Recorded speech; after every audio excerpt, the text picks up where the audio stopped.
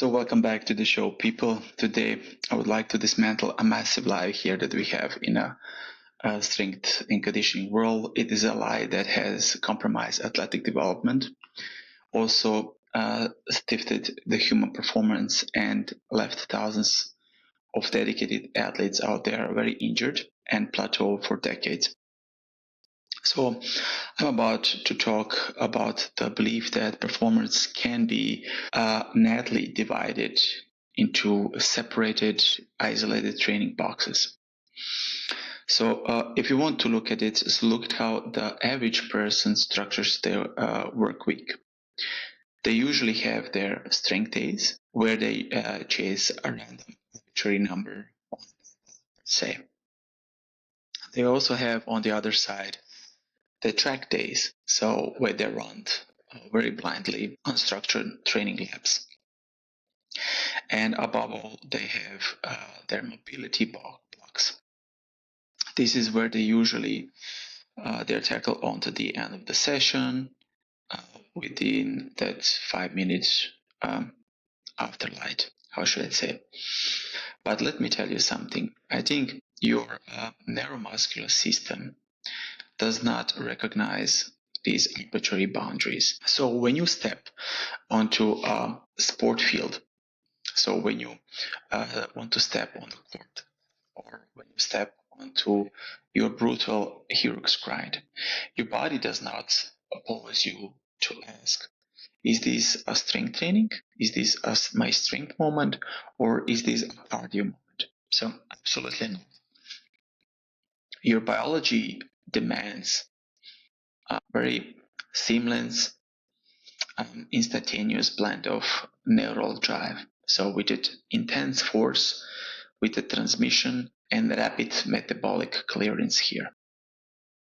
And if you train here in silos, I believe that you're an uncoordinated, very fragile athlete, or you yourself as an individual. So we see it every single day in elite training facilities. You see also the individuals with a massive back squat capabilities, but who cannot sprint 20 meters without tearing their hamstrings. Then you ask yourself, why is that? Because their muscle tissues has never been trained to handle an extreme rate of force development. This is so clear. Or on the flip side, you see a very conditioned person with massive aerobic engine whose structural chassis is so incredibly weak, for example, that their joints literally break down under the simple braking force changing of direction. So we generally need to stop this madness or planning our exercises and structure our training programs. And if you're moving away from this randomness, I want to talk here about the system. So how, by my opinion, the complete athlete framework should look alike. And I like to use the systematic approach with integrated force production, with energy system development, and the precise movement mechanics into a single high performance engine, so which is an athlete, an individual. But to build up this engine, we all need and must understand these three interconnected pillars of our framework. So by this said, so the first one is strength and conditioning and speed. So when we look about this blueprint, strength is our tool for building that absolute mechanical force. So it establishes the absolute upper limit of what our musculoskeletal system can physically produce. But then on the other side, we have the conditioning part. So it is practically our method for building that absolute work capacity. So it dictates exactly how long and how efficiently you can express that strength before the cellular fatigueness shuts you down. But then again, we also have speed, and this is our absolute mastery over that rate of force development. So it is basically the ultimate rate limiting step of athleticism. So the speed in this case answer us a very simple question. So how much of that raw strength can you actually weaponize within the fraction of a second? And now you can look at the very center of this framework. So holding all these three pillars together, so is the core and mobility block. So, and let me be entirely clear about this. This is not a passive cool down. So this is the foundational center holding this entire system together. So what I mean by that? So it acts as a mechanical bridge that transfers the force from your limbs straight through your trunk without a single macro watt of energy leaking out. So this is basically it. And if your core muscles, abdominal muscles are weak, your force also leaking. And if your mobility is restricted, your force is choked. So stop scratching the surface of that potential. And if you're locked in, you're open up to this playbook and you can dive straight into that deep science and how the actual program can build you as a machine. So if I want to take a step further into that core science of me programming this architecture, of how I basically create my strength and structural mechanics. So when I design a strength module, I try not to guess. So I follow a strict, at the beginning, a downward tapering pyramid, also known as a block progression. So why do I use block progression at the beginning? So this structural approach is very deeply rooted in neurophysiology. So our guiding this law for this entire block is very simple. So the gym sessions must transition from a high load, high central nervous system demanding compound lifts to localized stability movements as systematic fatigueness that needs to set in. So once again, so I start very heavily and very neural driven, and I finish very localized and very stable. So for example, if I want to start with a block, first block is very high load, high central nervous system, very driven framework. So I initiate the training session where I target primarily compound lifts. So where your central nervous system is completely fresh, unfatigued, and fully capable in this case of maximal motor unit requirements. So the most muscle fiber can be involved in such a training session. And our weapon here of choice is what I like to use is a hex bar deadlift, for example. So I program mostly at exactly 3 sets of 5 repetitions paired with full 90 seconds of completely passive rest. So if you break it down, the mechanics of why in such a case I like to use hex bar deadlift instead of maybe unconventional straight barbell. So from a structural standpoint, the hexagonal barbell realigns the resistance directly with the athlete's center of mass. So first and foremost, instead of the bar being in front of you, so pulling you into a lumbar flexion, you are standing inside of the load, which is exactly the hex bar will allow you. And this significantly reduces that shear force of the lumbar spine. So it allows us to maximize the axial loading and also that mechanical tension on the hips and thighs with a drastically lower risk of spinal injury. So by keeping the volume low, just in this case 5 repetitions, and the intensity exceptionally high, so I'm targeting the neuromuscular recruitment here, maximal neuromuscular recruitment. And we are training the motor cortex, of the brain to fire high threshold motor units. So by that we are improving the rate of coding, so which is the frequency of the neutral signals sent from our brain to our muscles. So we want to generate, in this case, maximal force production without inducing some, premature metabolic fatigueness or lactic accumulation early in the session.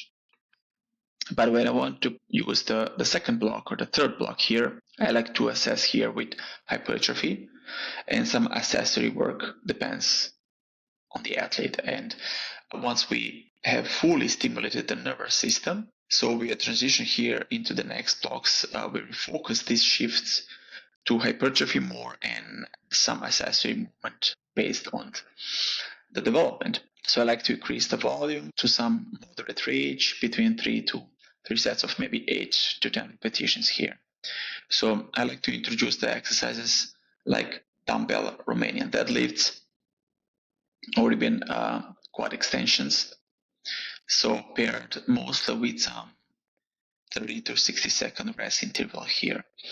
So my physiological goal here is now to shift from purely neural adaptation to a more structural one. And when you use and utilize the dumbbell RDLs here, for example, I enforce a massive amount of eccentric tension on the posterior chain specifically. So I'm directly targeting the hamstring here and the gluteus maximus. And this very intense eccentrical stress triggers a cellular process called mechanotransduction. And the mechanical strain here of that physically stretches the muscle fibers that can induce these microtears in the sacrolemma here. And this signals your body to activate, the cells and synthesize the new protein structures that effectively increases the muscle across the cranial area, which is then, you want to increase in the muscle size. So with a bigger muscle, it's the way. And because a larger muscle provides then a bigger physical anchor for your joints, it reinforces directly, of course, the entire muscle skeletal oasis here to handle the massive, that chaotic braking forces generated during high velocity sports such as soccer, or basically most of the sport participants out there. But when I move directly to the core mobility and stability block, I like to close that strength model by addressing this maybe localized isolation, just to bulletproof my athlete even further. And as this systematic fatigueness takes place and rises accordingly, the big primordials, can be triggered here. So this is exactly when your deep stabilizing muscles must be, stepping in. So then you can target these structural vulnerabilities within your athletes with much more precision. So, for example, if I use a Copenhagen hold isometric pull, so this is can also take you to the maximal isometric failure, or medical ball twist, or Nordic hamstring curls. You can isolate the science of, for example, in this case, a Copenhagen hold, by overloading the adductor complex here throughout that isometric lateral lever. So we are directly stabilizing the pubic symphysis here and strengthening the entire pelvic girdle. And this creates an unyielding athletic shield against some chronic issues or even growing strains, hip impingements, or even the sports hernias. So I like to pair that with the Nordic hamstring curls as well. Nordic dramatically increases that eccentrical strength of the biceps femoris of your thigh, and physiologically this can also structure some stress that actually alters the link tension in a correlation of your muscle tissues. So it adds some sarcomeres in the series, meaning it shifts your muscles peaking to much longer muscle lengths because you're lengthening within that exercises. In the one single most effective exercise is reaching, back to insurance, your policy that your hamstrings durability can actually withstand that high speed sprinting. And if you don't do the Nordics or posterior chain per se, you're leaving your hamstrings exposed to a catastrophic failure here. So I like to do it in my periodization. Also, not to forget the energy system as well. So if I want to talk about cardio here or conditioning, this is not making yourself, sweaty, exhausted, or even miserable during the practice session. So this is what, for me, amateurs do all the time. But true conditioning is, for me, a very precise mathematical calibration of your metabolic pathways. And if you do not know exactly which energy system you are during a cardio interval training, so you're targeting during that deep rep, you're not building performance. So you're just burning yourself out. You're just burning calories out there. But in my framework, I like to divide the conditioning strategies into very, I can call them 3 distinct systematically related sessions. So the first, of course, long aerobic intervals. So let's begin with it. In this first module or session, so when I talk about the long aerobic intervals, the protocol is very highly specific. Like, for example, 2-minute work period followed by 60 seconds of incomplete rest. So in this execution, for when I like to execute it is like for 4 sets of 4 repetition, backed also with the 3-minute recovery set. So the tactical instruction here requires my athletes to run as fast as possible, continuously around the pitch perimeter. And if I look at the mat here, there is a strict 2-to-1 work-to-rest ratio. So from a physiological standpoint, this specific timeline forces the body to rely primarily on oxidative phosphorylation, and by maintaining that high sustained cardiac output for, in this case, 2 full minutes. So we place an intense eccentric stretch here on the left ventricle here of our heart. So over the weeks of consistent training here, so this volume load can induce that we can call that eccentric cardiac hypertrophy here. So this is a very beautiful adaptation at the beginning. So it technically widens the left ventricular cavity of our heart. And the larger cavity means your heart can hold more blood, allowing also to pump a significantly larger volume of oxygenated blood to your working muscles with every single beat. And this is the case you want to encourage within your athlete. So your stroke volume in this case goes up and your resting heart rate drops significantly. So simultaneously, this sustains that aerobic demand drives and that mitochondrial biogenesis. And it could also increases the capillary density within the skeletal muscle tissue as well. So you're building here more cellular power and more,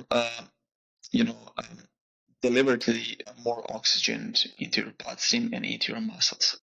And this expands your fundamental base engine, allowing you, to flush that metabolic waste and to recover significantly faster between some explosive exercises or even high intensity efforts that you are exposed, like in a game. So the second pillar is about the tempo intervals, tempo runs, fartlek runs. So when you shift that metabolic stimulus to the speed endurance training, I like to call it those like tempo intervals. So within this protocol, I like to drop the timeline, like maybe a 25-second maximal effort sprint or some maximal effort sprint within that 35 seconds rest interval. So I like to run for 4 sets within like a 6 repetition with a 2 minutes second between sets. The instruction here is absolute. So starting on the end line, sprinting to the opposite line, turn, sprint back, and that's it. So you must clear the distance. So it's approximately for each athlete, of course, very different based on the previous test. But then you have to close it in 25-second window. Then you use the 35-second rest to slowly jog back to the start position and start all over again.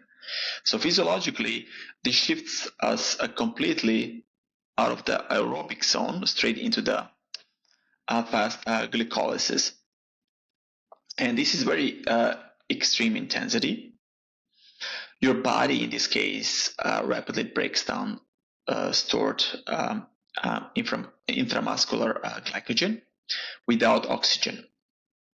And this leads in this situation to a massive rapid accumulation of hydrogen ions and also intracellular metabolysis within the working muscle tissue. So basically your intramuscular pH level drops rapidly, and this is that deep gliding, or how should I say, burning sensation. By enforcing this, there is, of course, the incomplete rest window. So I force the biology to operate in a highly acidic state, and this directly trains your intramuscular buffering capacity. Specifically, it can upgrade your body's expression of monocarbohydrate transportation, also known in technical terms as a MCT1 or MCT4. But I like to consider them as like a cellular vacuum cleaners, because it will be shut down and cleaned rapidly.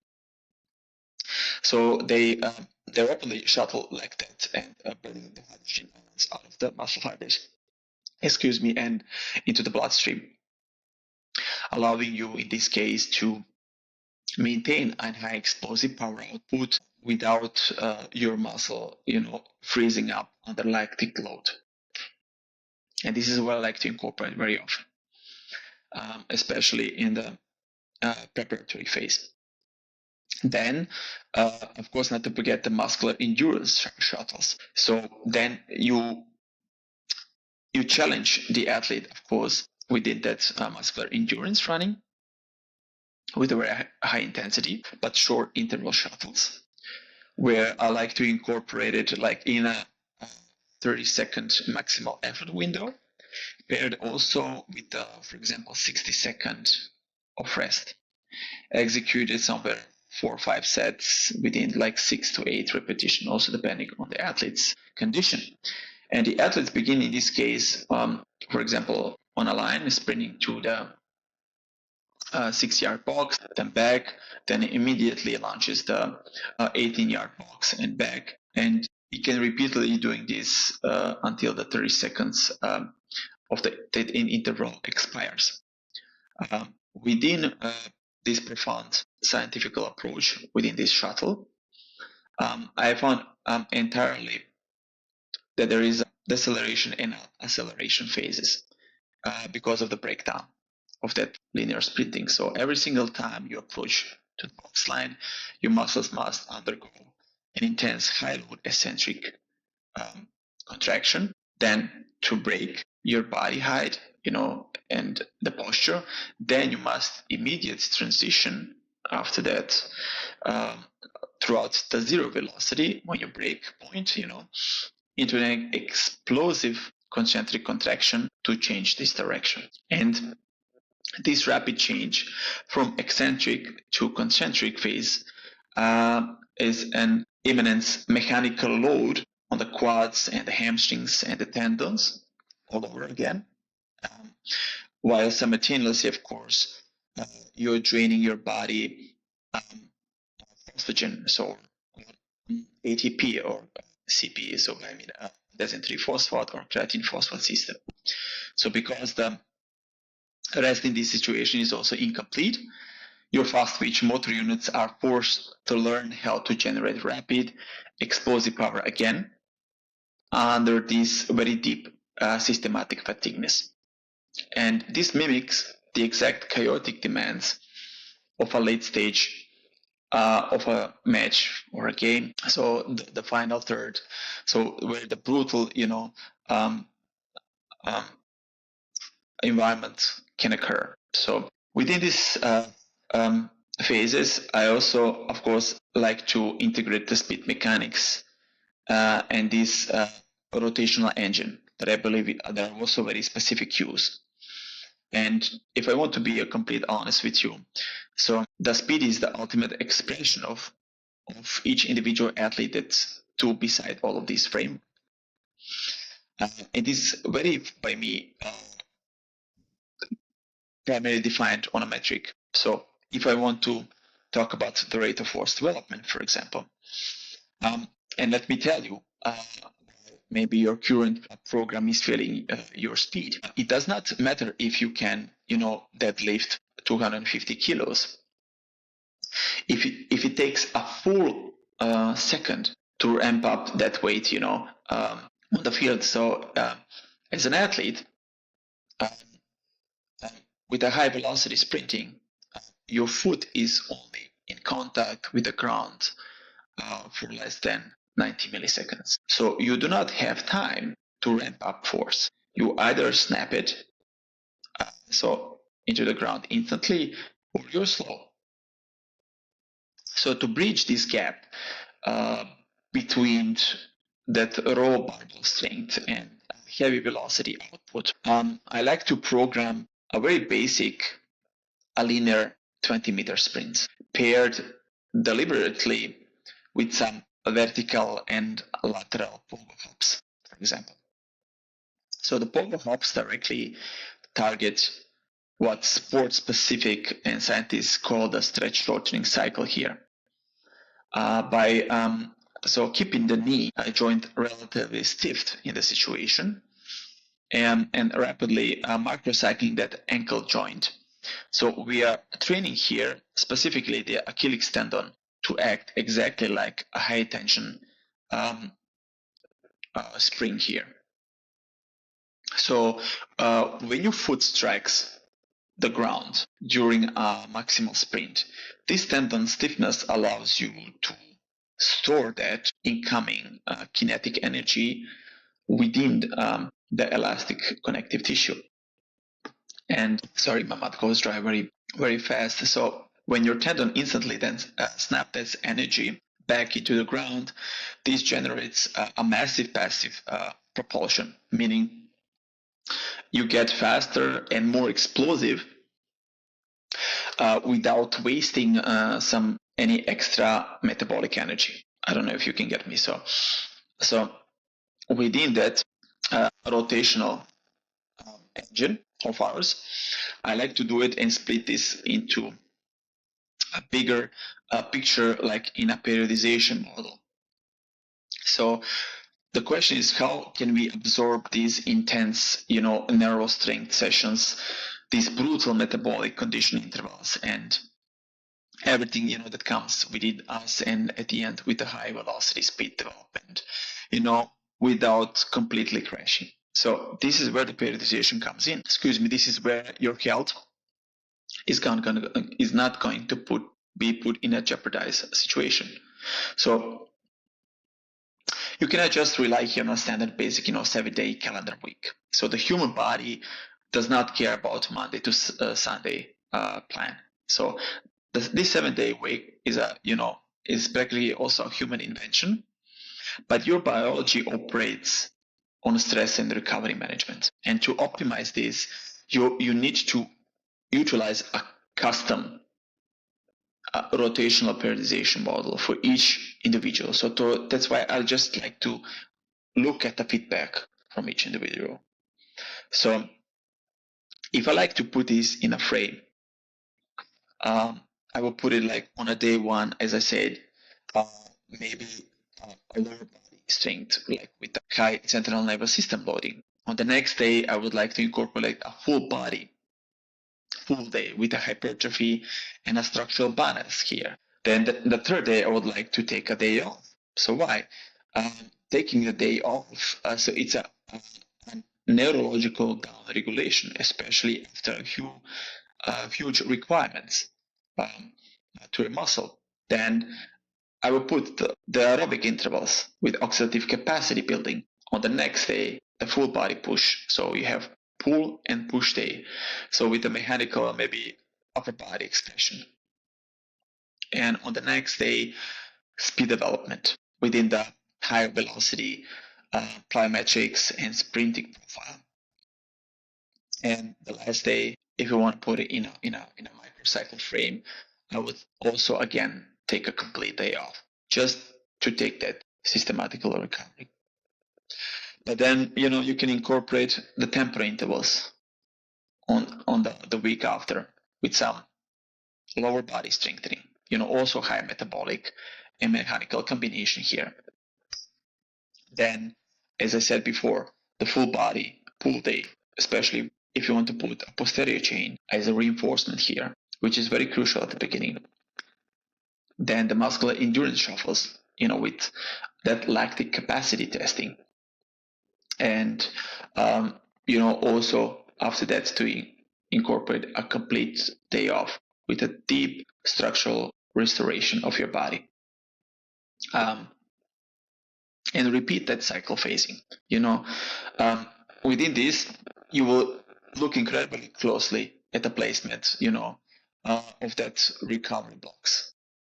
And if you incorporate this non-negotiable of days with a complete recovery, this is where you can introduce, that strategically automated deload windows directly into your macro cycle, and to see how your body will reflect on the next very demanding output. But it will definitely provide your autonomic nervous system with a critical down regulation. So it needs to shift out of that sympathetic fight or flight state and directly into a parasympathetic restorative state. And this is the state where the magic happens, because everything is cortisol regulation. This is exactly where your intramuscular glycogen stores also can be replenished. So you need to take that time. So this is where your brain also restores its neurotransmitter balance. And this is where your structural connectiveness tissue repair also can take into a place. So within this rotational system model, you can also very unify, completely prevent some central nervous system burnout, breakdown, while you're ensuring that you attack every single high threshold sessions within 100% absolute physical intensity. So that would be my suggestion to you. You can do it in an execution of 2-to-1 or 3-to-1 to restoration, and also with a progressive overload and in a deload. So within this pillar of execution, you can, possess, the most scientifically prestige program on the planet, and by my opinion, you can really have the most beautiful charts, the most beautiful training session written, but the most advanced algorithms even that exist out there, and of course even the best intention with your program. But if your execution at the end of the day doesn't matter if it's a gym or on a track, is very sloppy. It doesn't correlate with your daily form, so your results will be absolutely non-existent here. And to make that complete framework program of your athlete actually work, you must really govern your training with these non-negotiable principles here that I just dissected to you. And I like to call them the pillars of executions. And this is that I follow throughout the year. So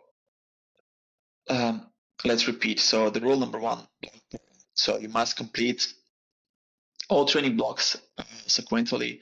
And if your program, for example, specifies that the first block is a heavy hex bar, for example, deadlift, and block B, or the second block, is an accessory circuit, you do not jump back and forth, of course, based on what equipment is open in the gym, how much space is open in the gym. So you do not superset them even then, just to save you some time.